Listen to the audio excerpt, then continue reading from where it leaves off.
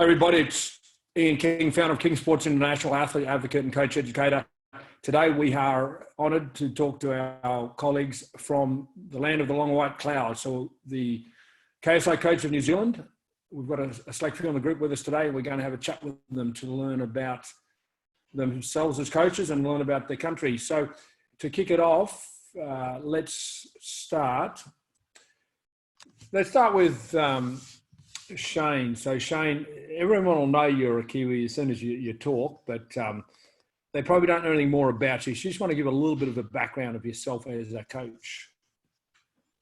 Right. So I'm an ex-athlete, as Ian knows. I competed in 3 Winter Olympic Games, so 2010, 2014, retired briefly, then came back, competed again, 2018 Olympics. I've only really been in the coaching game as such for about 1.5 years now, so relatively new to it, but enjoying it so far.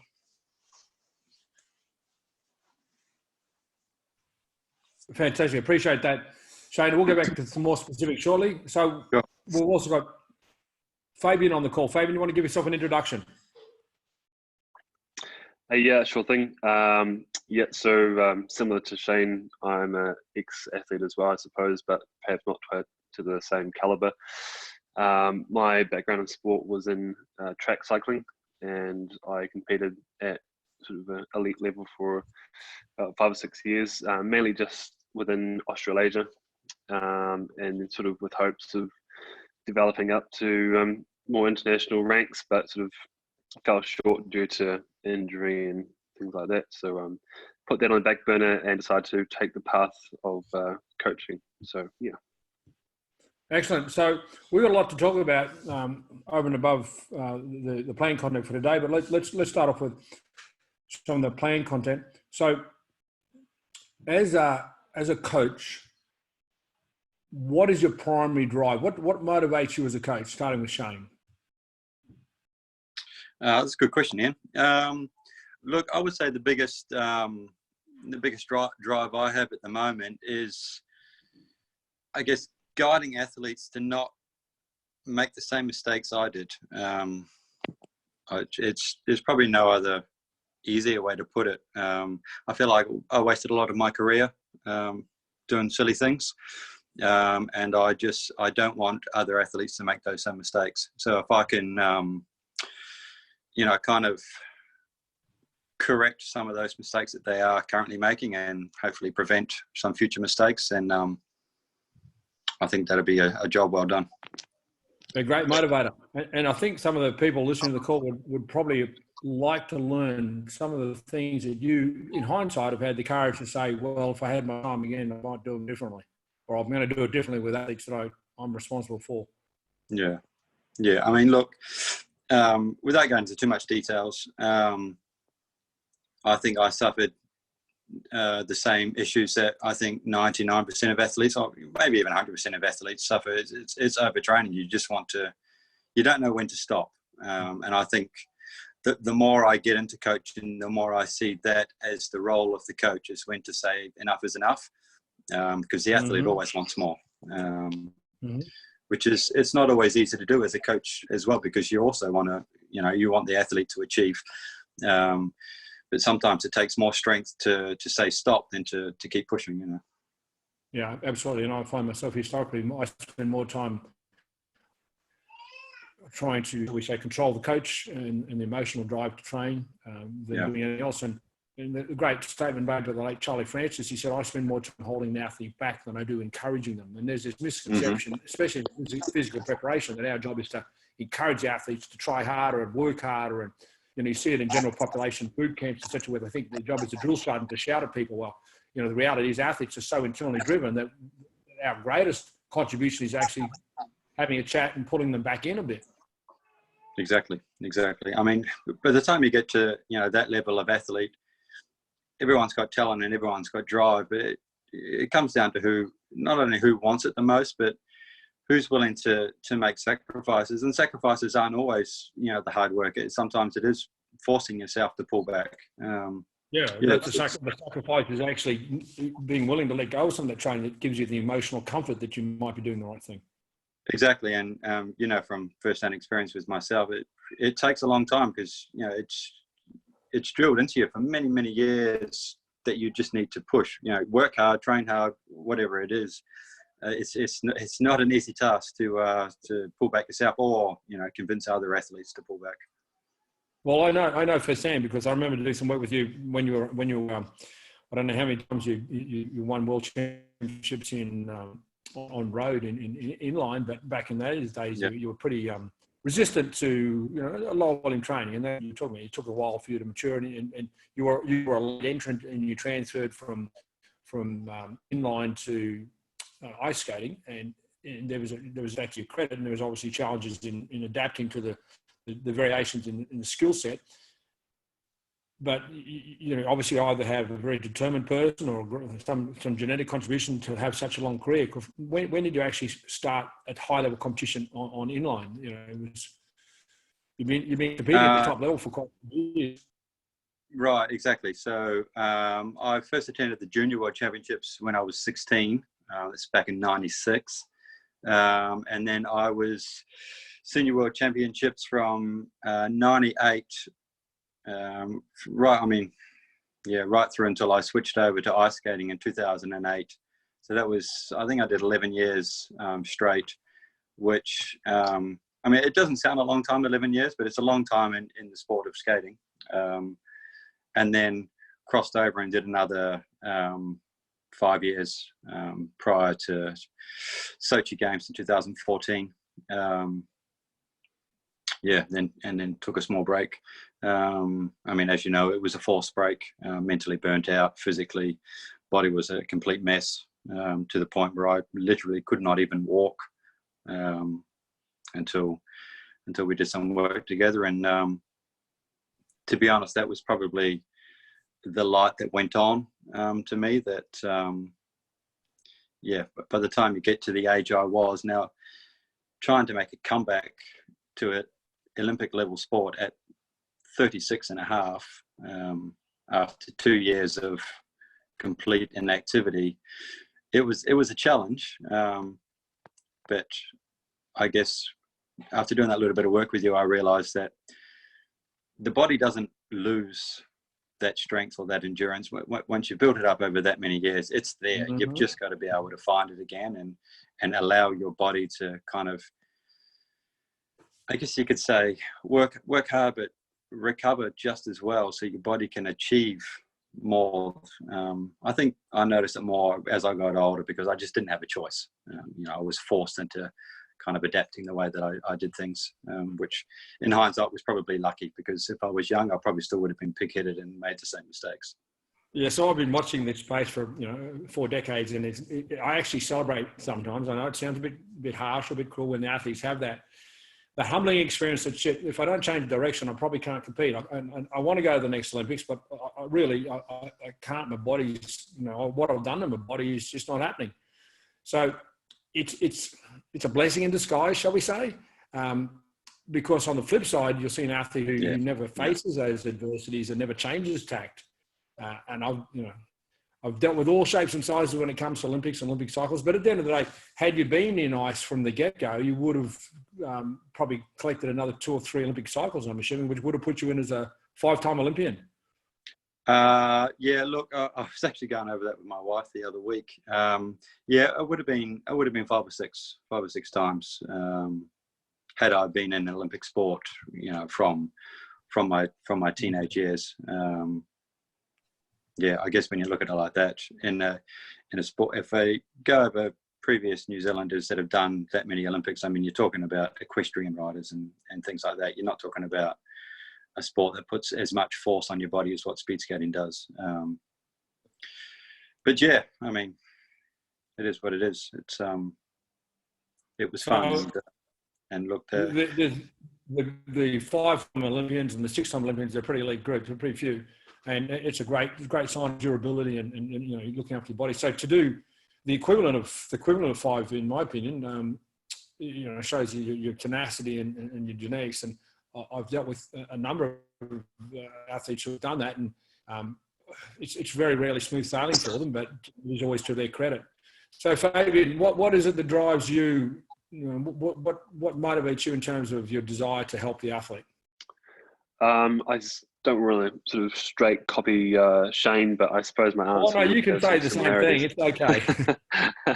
No, I guess for me personally, it came through just some experiences I had towards the end of my kind of full-time training as an athlete. I kind of just got to a point where I felt like I was banging my head against a brick wall constantly. I was struggling with a few injuries and issues like that, and was really unable to find any support and help with working through those issues. And my coach at the time, who was a highly regarded Olympic coach and had been coaching the Olympians for a number of years, who meant really, really well by me, just continued to stay on the same path that had led me to that point. And I just, became really frustrated. And so kind of stepped away from all of that, from the training and the racing and that particular coach, and set off on my own sort of path to try and find results, a fix for my issues, and to try and train and race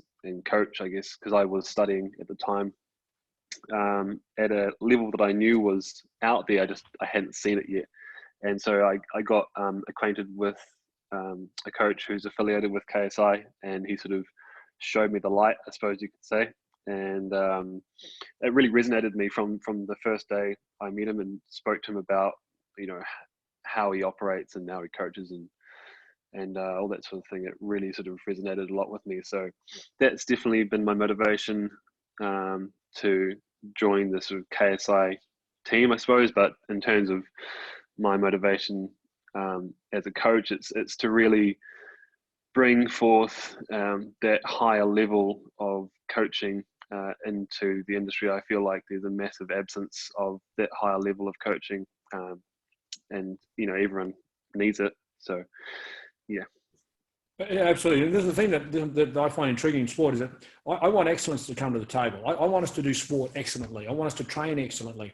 And it's interesting, even in the school level, high school level, there's a value of excellence in academics. But for me, there's no value in excellence in sport. They do sport, but it's not done excellently. There's no reason we can't do it excellently, whether we're dealing with 5-year-olds, 15-year-olds, 25-year-olds, whether we're dealing with Olympians, amateur athletes, general population, or kids. And there's no reason we can't give them the best opportunities to succeed.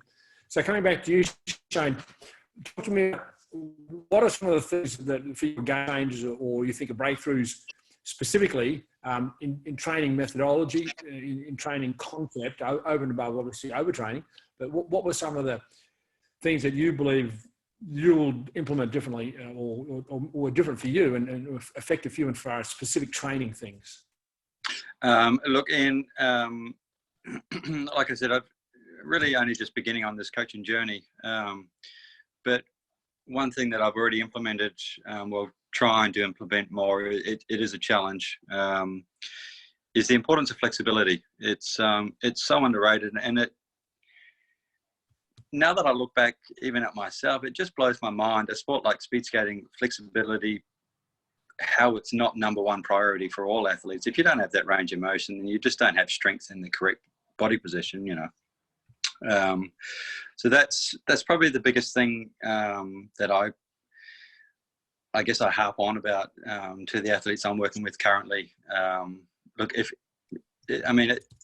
it's pretty basic. If you can't get in the correct position, then you're not going to be able to skate correctly.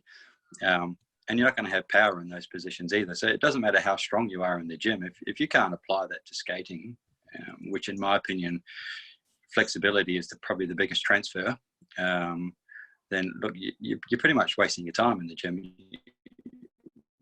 You can squat 200 kg, but if you can't push correctly, it's irrelevant. Yeah. And it's a tough gig as a coach because I know the trends of the world, the paradigms of the world are going against that. And the paradigms, I was speaking to a young athlete this morning or a few hours ago out of America, who's a basketball player, and, he put on the table, so I want to get bigger, stronger, and faster. And, that paradigm, it's beautiful, but for me, it's not what I want to hear. I want to hear how good an athlete you want to be. What does a scoreboard what do you want the scoreboard to look like and how we're going to get there? And as you know, and as you've said, it's rarely about bigger, stronger, faster. There are more important dryland training to do than that, and the transfer is only going to be diminished. So I see the fact that the world's going in this direction, to this prioritization of strength, as an opportunity for us as when we're training our athletes, as long as we've got the ability to deal with their perception. And if they come into us in a new relationship and they're saying, well, my friend across there and team XYZ is, they're doing a lot of strength training and they're lifting the house, and when we're dealing with those paradigms, and you're always dealing with them when you're starting a new relationship with an athlete. But once you've got an established relationship with them, it's a lot smoother. And I'm pretty confident as you expand into your career as a sports coach that you'll develop the culture, and when they come to that culture, well, this is how it rolls, and the culture will be supported by results. Because I faced the same battle back in the start in every new sport where I wanted to introduce changes to. It was a battle, but once we started winning, it wasn't a battle. The only battle once we started winning, and is people were trying to break it down from either the inside or the outside, because they wanted the goose that laid the golden egg. So the greatest challenge in sport, once you create a successful culture and a successful outcome, is within a few years, someone wants to take it. Someone wants to be the reason that you're doing well. So that, and I've actually got a lot of respect for the New Zealand team, Canterbury, the Crusaders. I think they would rank as one of the greatest examples of holding culture in the history of sport in the world, because I know what it's like to build a winning culture and be dominate for a few years, and then have forces inside and outside your environment come and tear it down. But the Crusaders haven't done that. They've been able to hold that culture through multiple coaches. There's probably something there that we can learn from, either culturally in New Zealand or within their club. I don't know what it is, but I'm envious, because basically they took the space of a team that I was with for the prior 10 or 15 years was the Canterbury of the world, and so your challenge, I think, it will get easier, and then it'll get harder again when people try to tear down what you created. And that's just the cycle of humans. And it's a cycle that plays out in civilization over more decades or centuries, but it still plays out where they overcome challenges, they create success, and then somehow it unravels again. But I think in the early stages of your journey, that might be what you're talking about, the challenge of sharing values with athletes that the broader community don't share. The value of flexibility and its correlation to sports performance, let alone injury prevention. You and I, it's pretty bloody obvious, but the rest of the world is struggling with it. Yeah, look, you're 100% right there, Ian. I mean, in regards to the Crusaders, they're South Islanders, so nobody wants to go down there to steal what they're doing anyways. A little bit of inter-island rivalry. Well, I don't know. I've visited both islands, but I haven't lived there, so I can't comment. Whatever they're doing, I'm jealous. Like I just have a lot of respect for their culture and their maintenance of culture, because I know I've built so many things in different sports only to see them torn down. And I'm not just talking about Australian cultures, I'm talking about cultures in other countries. So whatever they're doing on the South Island, God bless them. They're doing a great job. So, Fabian, what are some of the training methodologies that you've implemented that you see as breakthroughs or game changers for you in the way you train or coach others? I think, similar to Shane, flexibility is definitely one of them. But a trend that I've seen, because I've done some work in junior development academies and things like that, and the trend of bringing through exercise and training programs that are designed to be more entertaining than actually quality training is becoming more prevalent in elite sport, because I guess it's just a popular trend. And so moving away from trying to make training sessions more entertaining and bring in higher quality and I think I've heard you sort of speak about repetition before. It's actually fine to do a specific style of exercise frequently to ingrain and practice and keep that repetition going for the quality. So definitely straying away from those popular trends just to sort of try and improve on the quality of the training delivered, and sort of just running with what works. Excellent. I believe in the saying that your trend is not your friend.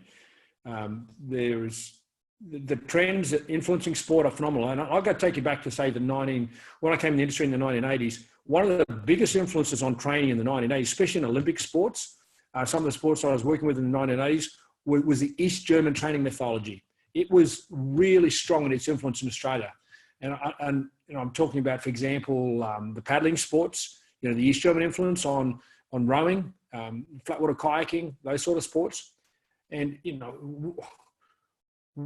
I knew what was different about what they were doing, and you couldn't apply it to the Australians in that era. But we were suddenly had our volume raised by 500% because this is what the East Germans are doing. And then when the Chinese became a force, and I haven't even started on the Russian influence, but I think that's more of the Americans into that. But in the 1990s, in saying the sport of diving, when China really came to prominence in diving, and this is what the Chinese do. And again, it's tough to deal with those trends if they think it's coming from a successful environment.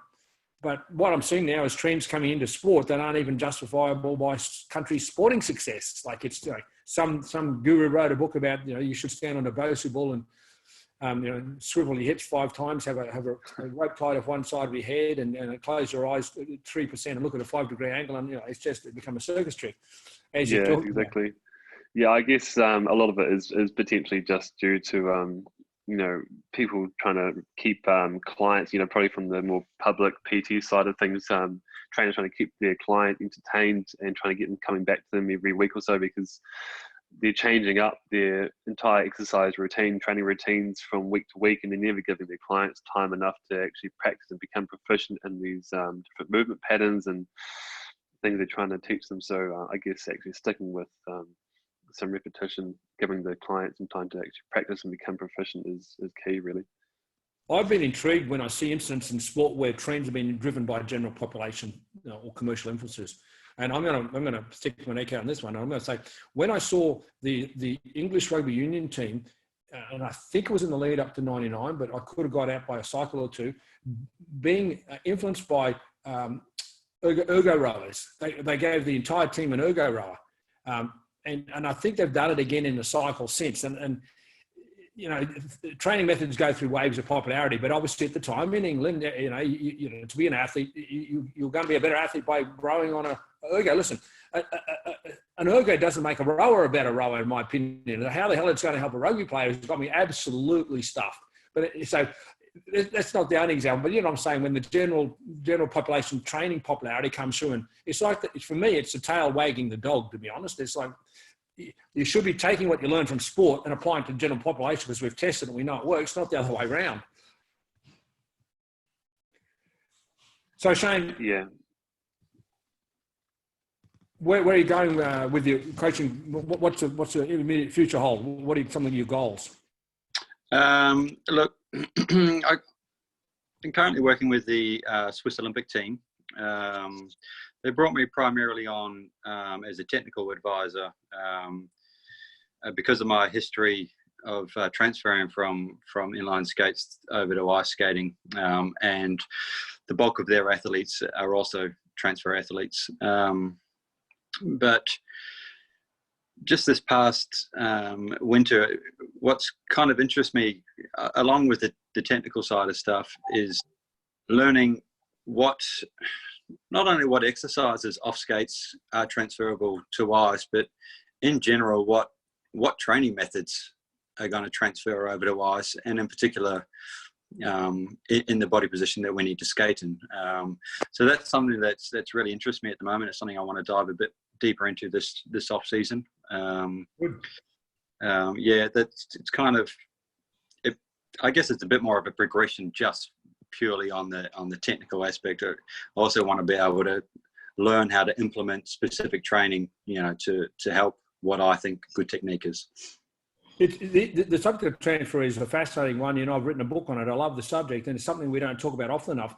But when I look back at the literature in sport from, say, the 1970s, I learned so much from what was written in sport, especially out of track and field and some of those sports that were probably a bit more advanced in their thinking in the 70s and 80s. But what we've actually done is we've gone away from it. See, one of the core principles that I got exposed to in the late 70s, early 80s was that be careful when you deviate from the specific activity of your sport. So if you add loading or if you deviate in activity and do it so much in the hope that a transfer, you're probably going to do more interference with your sports skill than contribute to it. And so that thinking was pretty clear to me back 40 something years ago. And yet I turn around and I watch, and I probably won't name the national team, but I watched a national team go into the 2019 Rugby World Cup on the platform of stair running, holding a barbell above their head. And I said, listen, please help me. Like, where's that coming from? And it definitely violated the well-worn principles of the 1970s in the theory and methodology of athletic preparation. That be careful when you're trying to do things that might actually interfere, not transfer. So I'm looking forward to some of the things to conclude, because it's something that is just there's a big hole in sport. Now, what really does transfer? Because that's all that matters. We've been living in an era where it's about how much you can lift, and you must be a better athlete, which is why I love, the Kevin Durant's of the world, because Kevin said they mocked me when I went into the draft in the combine equivalent. They said, you're too skinny, this. And he said, the boy that was their favorite boy, he did all their, who's the biggest, strongest, fastest, did everything he wanted, didn't even get selected, didn't even get drafted. So I like to see athletes who are willing to say, no, listen, we don't need to go down that all-American path of being bigger, stronger, and faster, because it's actually quite unathletic. So, Fabian, what's the immediate focus for you? Where is the future taking you? So as a coach, I have an ambition to join the New Zealand Defence Force as a instructor, personal training instructor. And so I'm sure the training that I'll receive from the Defence Force will probably be not quite in line with perhaps what I'll receive from KSI, but I hope to try and hopefully integrate some of the learnings that I gain from my education from you guys into the way that I hope to get to train within the Defence Force. So that's sort of my immediate future. Later on, I do hope to be able to train and coach athletes, but I'll be working with a different kind of athlete before then. Yeah, I've got a lot of respect for what the military have done. The military is the single greatest influence on training in sport, perhaps alongside with the concept of the Olympic movement back in the original Olympic days.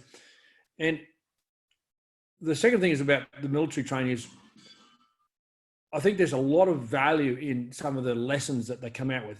There are a few caveats I have on that. Is one, that they rely on externally imposed discipline rather than internally imposed discipline, especially in a general duties military personnel. But I'm actually optimistic for them. I'll give you an example. I trained a young boy, a couple of years ago, and he's gone into the military, and he's actually been identified for as a PT to be trained as a PT, similar to what you're talking about. And I know he has, like you, he's been exposed to the way we train. So I'm actually optimistic for the future. If people like yourself can go in there and ultimately, respectfully, make a difference. It's not about going there and say, I'm right, you're wrong, sort of stuff. But I'm optimistic for the Army. I think we've seen a lot of improvements in many regards, and I'm looking forward to any way that you can help shift the values of a really influential occupational training group. They're really been influential in physical training. So at the end of the day, as long as you don't come out and see what I see, where people think, let's take the military approach. I've seen one particular team, and again, I won't mention their name, literally go into military boot camp in the start of every year, and with the expectation that full embracement of the military mentality was going to get them a championship. And I say that if that was the case, then to win a championship, you just need to recruit from the SAS, which you have in New Zealand, we have here in Australia. And it's not that simple. Like sport, it's not that simple. There's a little bit more to it than mental toughness, or the ingenuity and the perseverance of a special force soldier. So I'm excited for you, and I'm excited for the New Zealand military, if you can take in some of the things we've taught you here.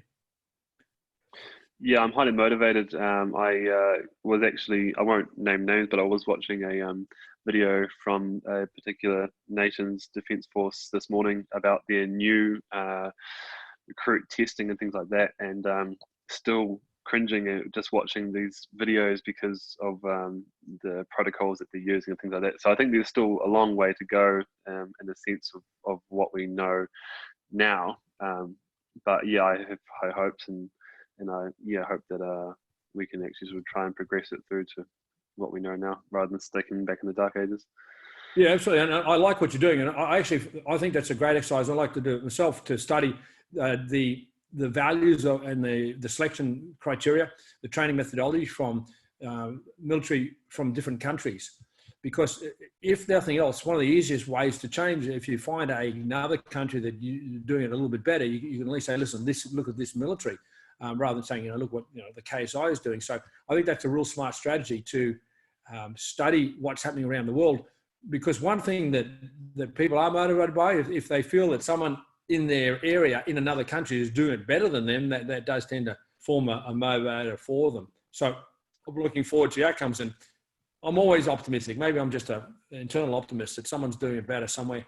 That's not a bad thing. I'm sure everyone could do with a bit of that. Absolutely. Good stuff. So, Shane, it probably would be remiss of me not to at least talk about the implications of the virus on at least athletes and training across New Zealand. So, and I know Fabian can comment on that. In fact, we had a number of coaches that would have been on the call today, but the New Zealand lockdown and the inability to fix some internet challenges has actually prevented a few of them from coming on. So, Fabian, what's happening in New Zealand? I mean, you're ahead of the world in many ways, in both in your results and your approach, but you might have a different perspective. As far as the COVID-19 is going, what's happening?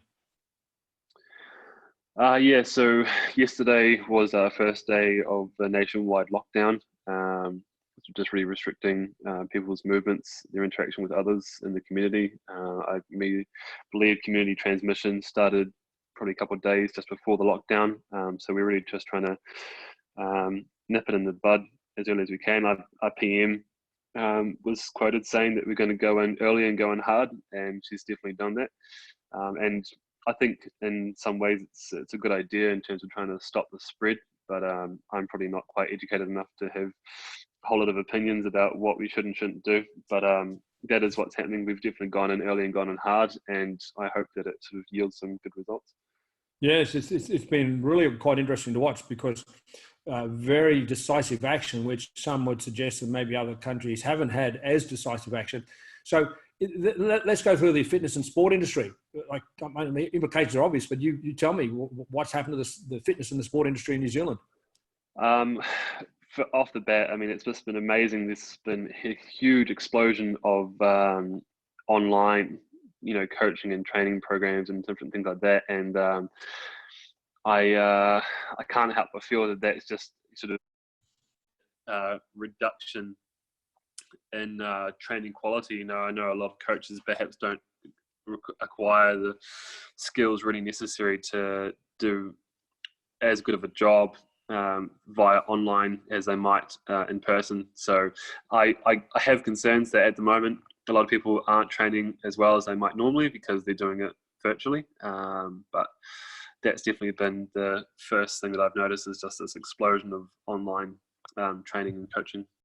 So let me ask you a question. Obviously, I've got my own thoughts, but let me ask you a question. If you say someone was performing at 6 out of 10 on their impact on a client in a physical contact, what sort of outcome are they going to achieve in a virtual contact? So we've just lost the line to Fabian a little bit, so we might ask Shane that question. Shane, what's the correlation if someone? So Fabian, did you hear the question?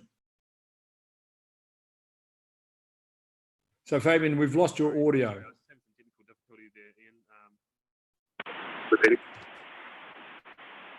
So you're just getting a bit of static on the back. So we've got to just improve your audio. So I'll go to Shane for the moment. Shane, if you rated someone's coaching competence a 6 out of 10, say in a physical sense, do they become 8 out of 10 because it's virtual, or they become 4 out of 10 when it's virtual? Look, from my limited experience here, Ian, I'd say it's not going to get better if they go virtual. If they're not competent in person, they're not going to be any better virtual. Yeah, it's a tough outcome. So athletes, I mean, impact on an athlete, and obviously you're going to face that yourself. If this was to continue on for more than another 4 weeks, it start impacting. It's already impacted the Olympic cycle as far as the Summer Games goes. But there's athletes right throughout America. All college athletes from America have come home. All professional athletes in both Australia and New Zealand, for example. The competitions have been temporarily halted. What do they do? That's a good question, Ian. I don't have the answer to it, but what I do expect and what I do predict is going to be some innovative coaching and training methods being implemented over these next couple of months, and it's going to be those people that are willing to try something different that I believe will come out ahead. Absolutely. I think you've hit the nail on the head. Trying something different.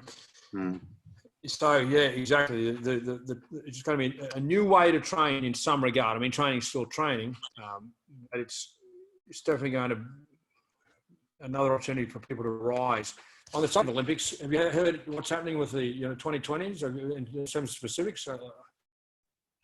As far as I'm aware, 2020 has now moved over to 2021. I'm pretty sure 2022 is staying as is. That's the last I've heard anyway. Yeah. Well, you've been old enough to remember the last. Just trying to get this right. 92 was the last year of winter and summers in the same year, and 94 correct. was 92 and then 94 was the 94. It was a 2 year. Yeah, 92, 94 were the 2 winters. Yeah, because I'm very familiar with that because I had quite a bit of involvement in that on that shorter cycle. It was an interesting turnaround, but it did increase their stats over a number of cycles attended, I guess. I mean, if you're in your prime at that period of time, then you could count your lucky stars. But did you change anything during that? Instead of running a 4-year plan down to 2 years, was there much change from your side of things? Yeah, massive change because firsthand, personally that with a 4-year cycle, an established Olympic athlete can have a more casual first year. Now, I don't want to say that to the younger athlete and mislead them because they can't necessarily afford to do that. Yep. But the more established athlete, a bit more runs on the board, they typically calm it down on that first year. So in a 2-year turnaround, you've got to compress that. That's all it was. You have to compress it. You have to have at least 18 months to return back in a competition at the level that you wanted to qualify and then be competitive. Now, did you notice after that quicker turnaround, did you take a longer break after the 94 games, or did you just run back into your normal cycle? Well, it depended on the athlete. So for an athlete, let's say an athlete went to 88, 92, 94, that's 3 in 6 years. That's a tough gig. Yeah. But if an athlete was at the first or second, like if they were younger and newer, then it had less impact. So it really depended upon the age or the number of Olympic games that they'd been to. So it wasn't an issue, especially if you were first. So if 94 was your first Winter Olympics, then it was like business as usual. I think it was really only impacting on those who were attending 94 as their third or fourth Olympics, because even if it was your second, it wasn't tough and it wasn't ideal. But 90, 92, 94, you're new to the game and you're pretty keen to get into it and establish yourself. But those who are 88, 90, 92, 94, to turn around again and then 98, and a number of them did it. That's a high density of Olympic exposure in a shorter period of time. Yeah, look, I know it's a while ago now, but off memory, did you have athletes struggle mentally, not only with the quick turnaround, but keeping that motivation? Because I know Olympic qualifying is the year before the games for a lot of sports. Yes. So really, there is no turnaround. You're out of one game straight into Olympic qualifying, and then the following year games. You've really very limited time for the mind to come down, let alone the body. Did you have to do extra work on that side of things as well? I think it forced a few of them into retirement, to be honest. I think it was pretty much to the end. It was a decline for some, especially if 98 was their fourth. And what's going to happen this time, if an athlete, this is a real tough thing for them because they learn about this so late. They learn about the movement of the 2020 Summer Olympics so late that they were well established in their peaking, and most of them were facing Olympic qualifiers or in the middle of even World Cup series that would have qualified them. And so I know they're not going to go to the games this year, but they may as well have in their mind, because they've peaked, and they've, you know, they've there's not as much fuel left in the tank. You know, they've got another 6 months, and even peak. You know, some of them will peak before the Olympics. So if you've got to turn around and do Olympic qualifier now in you know, let's say, you know, January 21, which was in essence 4 or 5 months after the Olympics were meant to happen, I think this is massive. It's either opportunity or it's a cost, you know, depending on how they're playing or who they are. But I see a significant changing of the guard here. I see a lot of new blood coming through on this one, because I question the timing of the peak of many athletes anyway. You know, being in an overtrained state. So I think we're going to be in for some surprises in the selections in 20, unless they grandfather the current group through. And I've got no skin in that game. I don't have an opinion on that. But if they go back into, which I'm imagining they will, a clean, straight up Olympic qualifier again in 2021 or in the first few months of 21, then I think it's going to be opportunity for the young and a challenge for the older and more established athlete. It's going to be interesting year, isn't it? I sensed it straight away. And also what I would have done, like, as a coach, I think you've got to call things a bit earlier. And I think I was probably late January, or I was pretty confident, or early February. I'm trying to remember when I was, but I didn't expect that they could go on with that based upon projections of infection rates and mortality, et cetera, et cetera. But it's a tough gig, Shane. It's a tough gig. It's something we might be talking about more as we move forward, but it's throwing it into a spin. I mean, the professional athletes who play on a calendar cycle year in, year out are probably annoyed. But if you're an Olympic athlete, you've been waiting 4 years for this moment, you've peaked, and you've got to do it all over again. I mean, that is a whole new ball game. Like the average professional athlete losing half their season has got nothing. I mean, financially maybe, but nothing compared to the challenges faced to the Olympian in what's happening to them regarding Tokyo. Yeah, you're right. Now, I mean, it's a little off subject, but not completely. How many coaches, in your opinion, would have at least tried to factor in this virus, or tried to read a little bit into the future of where it's going and anticipated that into their training program? Well, I don't think a lot, but I think the ones more. Sorry, in regards of not calling the training earlier, but maybe making some alterations as a little safeguard, just in case.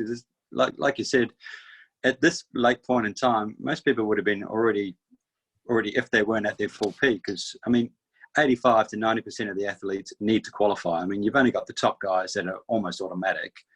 So all they did, they peak for the qualification, then hold on for the games. Could you anticipate many coaches looking to this and then saying, you know what, we're going to take a bit of a gamble here. We're going to hold back a wee bit just in case. If it does go through, we'll head a little underprepared, which is not a bad thing. But if it does get postponed, we're going to be, you know, 3 or 4 steps ahead of everybody else that have pushed themselves. You know, in your opinion, how many coaches do you think have looked outside the box there and tried to make a little gamble as such? So I would be reluctant to put a percentage on it, but relative to normal population, I think probably more so, because at least they're in the art of planning and they're having to look forward. I think those that would have had advantage were those that understand China, understand international relationships. So a little bit of a holistic, you know, because if you read between the lines of what was going on, and I don't want to get into it because obviously you're in a politically correct world, and there's, you know, you get accused of being, you know, racist or whatever. But I think that I'd like to think that a coach who's used to dealing in the international competitive scene, which most Olympic coaches would have been, probably had a little bit of an advantage over everyone else in the general population if they understood the dynamics of what was going on behind the scenes in terms of you know, transparency in reporting or potential for transmission, because Olympic athletes typically do more international travel. You know the impacts of international travel. So the thing that's damaged is basically transmission through international travel. I mean, that's been the major contributor from the spreading perspective. So I'm optimistic that a lot of coaches would have picked up on it, but I'm not sure whether there was enough time. It's come on pretty quickly. So how much adjustment? Like I know some people, but not in sport, who in December last year were making adjustments. But I don't know many coaches would have been making adjustments in December last year. And, that would have been a critical time, because in the winter sport World Cup cycles, December is the start for many. November, December, January, February, March sort of is a window for most winter sport World Cup cycles, which are qualifiers in many ways. So I think it was still too late, even if they had. But I hope they did make some adjustments, because any adjustment would have been good. And I'm making adjustments even now, because when I'm working with an athlete who's been told, listen, your competition is cancelled for, till May 2 or May 18, and I'm saying to myself, well, maybe it is, maybe it isn't. So I'm not writing one program now. I'm writing multiple programs that can still seamlessly integrate with each other, because I don't know what's going to happen. I've got some theories, but I have to be prepared, because as coaches, we're going to let them down if we don't have that plan in place. Because I know, especially for an Olympian athlete who's waited 4 years for this moment, the emotional struggle that they'll go through with lacking confidence. Am I going to be ready? Is this going to affect me? Is it going to throw me off and all this sort of stuff? So you and I know it doesn't have to be that way, but mentally, that is a big thing. So if the coach can prepare programs that give the athlete confidence that all options are covered, that's the least we can do, even non-verbally, for them as athletes. So just have to know that we've got, maybe 3 plans in place, 3 different scenarios, because really none of us really know. We don't have the crystal ball. So that's what I'd be suggesting. Sure. It's interesting times, isn't it?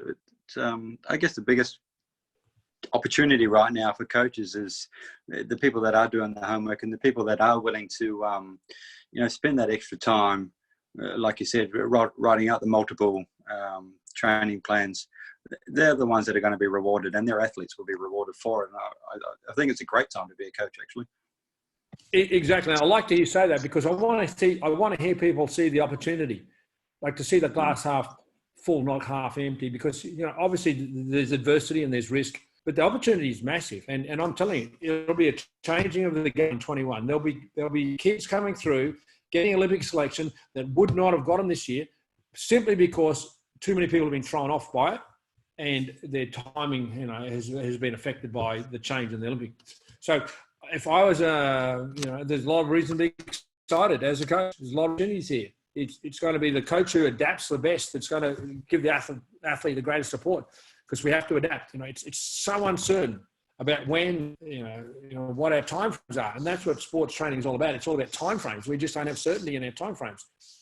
But if we're confident with it and we have different scenarios, then I'm excited too. I'm looking forward to how people take advantage of this opportunity. Yes.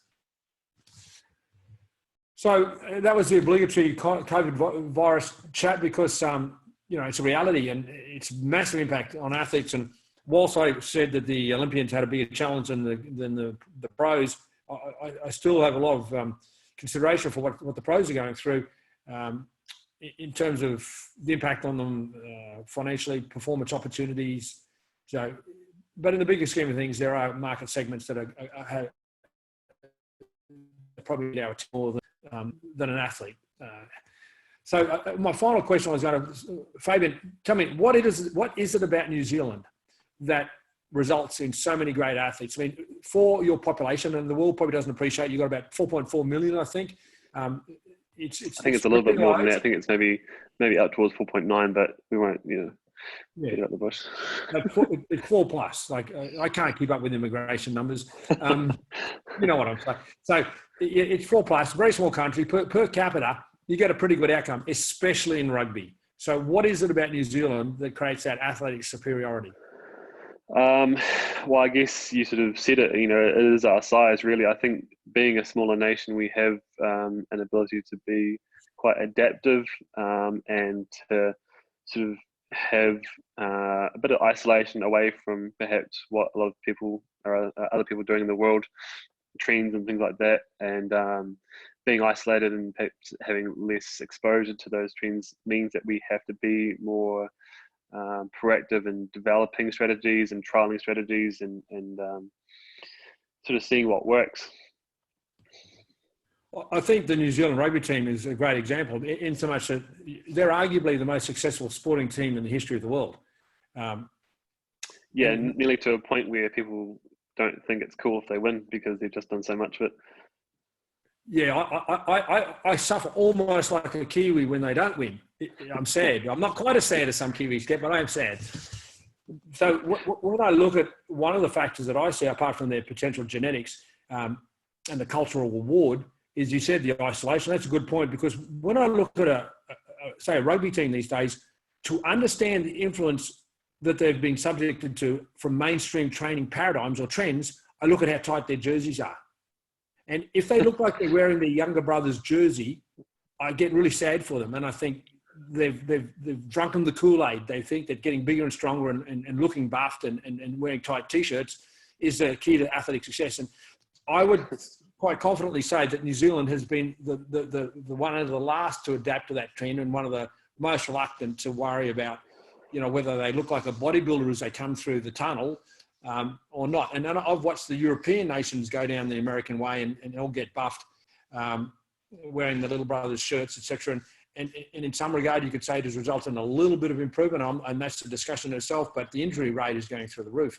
And so I'm very happy to see New Zealand. Sometimes they even have loose jerseys on, and I think that's a really good sign. I think we actually perhaps did follow those trends for a period of time. I'm not sure. I think it wasn't the previous World Cup, but perhaps one before that. We were actually going in that direction of drinking the Kool-Aid and all the rest of it. I believe during the lead up to the last World Cup, we actually reverted back to perhaps not older methods, but methods that we knew were a bit more tried and true and yielded better results. They weren't drinking Kool-Aid anymore. They were perhaps having a better ratio split in their dietary program and, different things like that. So I guess we perhaps sometimes aren't afraid to, break trends and go with, stick with our gut and go with what we know does work sometimes. Yeah, I'm really proud of the New Zealand rugby, and at least they weren't running upstairs with extended barbells above their head, but that's another story. I think that just happens at a regional level. Yes, no, it definitely does, and the concern is, will it creep up? Will it creep up the levels? That's the concern. But it's if you're not a New Zealand coach, then you can say, if we can get them to fall to the trends of the world, then we can make them vulnerable. They could be their kryptonite. Yeah, I guess the thing is as well is that it can be really hard for the athlete if the athlete gets trained and exposed to some really good training techniques and methods early on, to carry them through into those upper levels if they reach them, because often there's a huge expectation and pressure for the athlete to conform, to the coaching and things like that at whichever level they progress through to. So it would be a shame if those trends reach a higher level and, athletes that we're coaching at a grassroots level go up the ranks, climb the ladder and actually get worse due to conformity along the way. Absolutely. And to give an insight in the changes that are in the world, in the lead up to the 87 World Cup, the inaugural World Cup, and the 91 World Cup, the dominant strength training belief in New Zealand was that you didn't have to lift anything more than your just do high reps with light weights. And I don't have a problem with that. I'd rather them do that than turn around and do some of the techniques that I'm seeing the Europeans do, especially for the window of Ireland from America. So I love to see New Zealand, their isolation and the retention of some of the older values. But it's definitely been a great country for athlete development, and I suspect the genetics might have also a small part in it, Shane. Yeah, look, I think it's also to do with the fact that we are a relatively new country. I mean, a couple 100 years old. And life in New Zealand wasn't easy back in those days. And we're only talking a couple of generations forward to where we are now. I think it's still instilled in our generation. It's not to say in another 2 or 3 that we will, I guess you could say, get a little softer in the mind. But yeah, I think that's part of the story as well, is because life in New Zealand wasn't easy, for our parents or our grandparents or great grandparents. I think we're still living off that a little bit as well. Yeah, absolutely. And that's the one thing that in the past has helped Australia being so isolated also, and being a fairly tough country. Like it's a difficult country in terms to get off the coastline. It's from a natural perspective, it's hot, it's dry, and it's just harsh. It's a harsh existence. So that's presented the Anzac mentality, as we talk about, which is combined effort of Australia and New Zealand. So I appreciate our New Zealand coaches taking the time as the New Zealand country leads the world in lockdown. And we look forward to ongoing supremacy. Go the All Blacks, I say, go the All Blacks. The Silver Fern, the land of the long white cloud. It's been great to chat, and I thank all the coaches that have come to the call, including we've had at least Tom McGrath from America. As I said before, jokingly, he's like many Americans that love to move to New Zealand because they know it's a safe, neutral country. But just the South Island, though. Not the South Island. You can pick any island you want to go to, Tom. Excellent. Well, appreciate everybody, and you can grab the link from this chat and share it as you see fit. So it was live on Facebook, and I'll also have another link if you want a different link. But look forward to reviewing it and sharing it with everyone. So thanks, coaches. We'll chat shortly, and all the best during this period of time. Cheers, man. See you. Thank you.